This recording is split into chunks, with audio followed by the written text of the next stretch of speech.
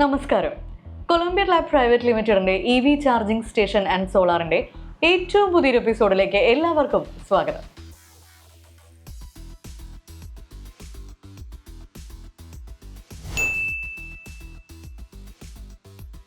രാജ്യത്തെ ആദ്യത്തെ intelligence cross over utility vehicle അഥവാ CUV എന്ന വിശേഷണവുമായി എത്തുന്ന മോഡലാണ് MG വിൻസർ EV.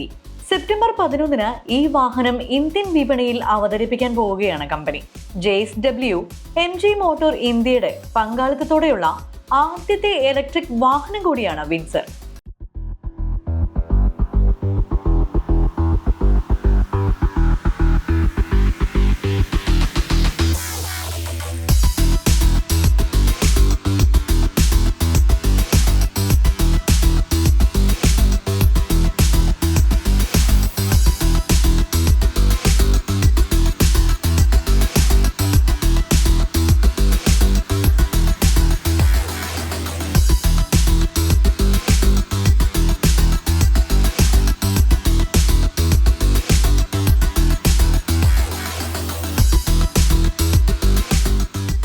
ചൈനയിലെ EV നിർമ്മാതാക്കളായ വൂളിങ്ങിന്റെ ക്ലൗഡ് EVയെ ആസ്ഥാനമാക്കിയാണ് വിൻസർ EVയുടെ നിർമ്മാണം നടന്നിരിക്കുന്നത്.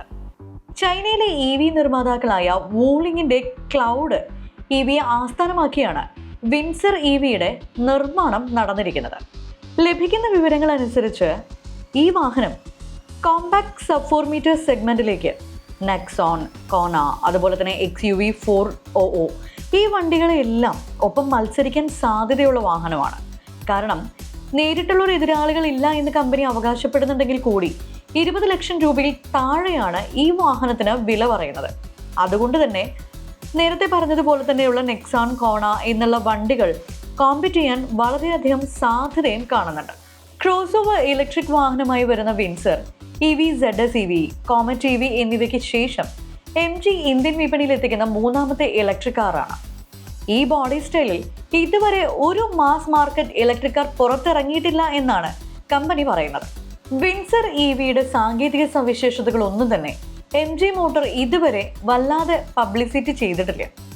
എന്നാൽ ഒറ്റ ചാർജിൽ 460 കിലോമീറ്റർ വരെ റേഞ്ച് നൽകിയേക്കുമെന്നാണ് പറയുന്നത്. അതുപോലെ തന്നെ DC ഫാസ്റ്റ് ചാർജറുകൾ ഉപയോഗിച്ചാണെങ്കിൽ അരമണിക്കൂറിനുള്ളിൽ 30% നിന്ന് ബാറ്ററി പൂർണ്ണമായും ചാർജ് ചെയ്യാൻ കഴിയുമെന്ന് കമ്പനി അവകാശപ്പെടുന്നുണ്ട്. MGയുടെ വിൻസറിനെ കുറിച്ചാണ് ഇന്നത്തെ എപ്പിസോഡിൽ നമ്മൾ സംസാരിച്ചത്.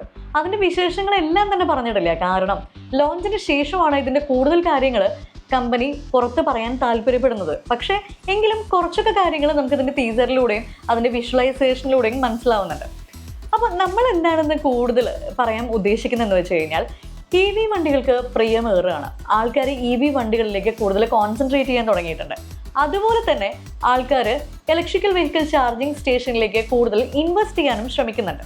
അത് നിങ്ങൾക്ക് എത്രത്തോളം ഒരു ലൈഫ് ലോങ് ഇൻവെസ്റ്റ്മെന്റ് ആണെന്ന് ആദ്യമൊക്കെ ആൾക്കാർക്ക് ഒരു ടെൻഷൻ അല്ലെങ്കിൽ ഒരു കൺഫ്യൂഷൻ ഉണ്ടായിരുന്നെങ്കിലും ഇപ്പോൾ എത്രത്തോളം അതിൻ്റെ ആവശ്യമുണ്ടെന്നുള്ള കാര്യത്തിൽ ആൾക്കാർ വളരെ പെർട്ടിക്കുലർ ആയിട്ട് ചിന്തിക്കാൻ തുടങ്ങിയിട്ടുണ്ട്. അപ്പം അത് തന്നെയാണ് ഇതിൻ്റെ ഒരു ഇമ്പോർട്ടൻസ് എന്ന് പറയുന്നത്. ആഗോള ഭീമന്മാർ വരെ, അതായത് വാഹന വിപണിയിലെ ആഗോള ഭീമന്മാർ വരെ EV ചാർജിങ് സ്റ്റേഷനെയും EV വണ്ടികളെയും പ്രൊമോട്ട് ചെയ്യാൻ തുടങ്ങിയിട്ടുണ്ട്.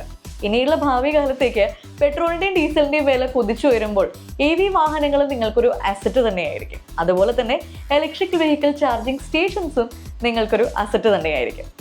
ഇതിനെക്കുറിച്ച് കൂടുതൽ അറിയാൻ, അതായത് നമ്മൾ ഉപയോഗിക്കുന്ന മെഷീൻസ്, നമ്മൾ ഒരു ചാർജിങ് സ്റ്റേഷൻ ഉപയോഗിക്കുന്ന മെഷീൻസുകൾ ക്വാളിറ്റി ആയിട്ടുള്ളത് തന്നെ നമ്മൾ ഉപയോഗിക്കണം. അതുപോലെ തന്നെ വിശ്വാസമായുള്ള കൈകളിൽ തന്നെ നമ്മൾ സേവനം ഏൽപ്പിക്കണം. ഇങ്ങനെയുള്ള കാര്യങ്ങൾക്ക് നിങ്ങളോടൊപ്പം എന്നും കൊളംബിയ ലാബ് ഉണ്ടാകും.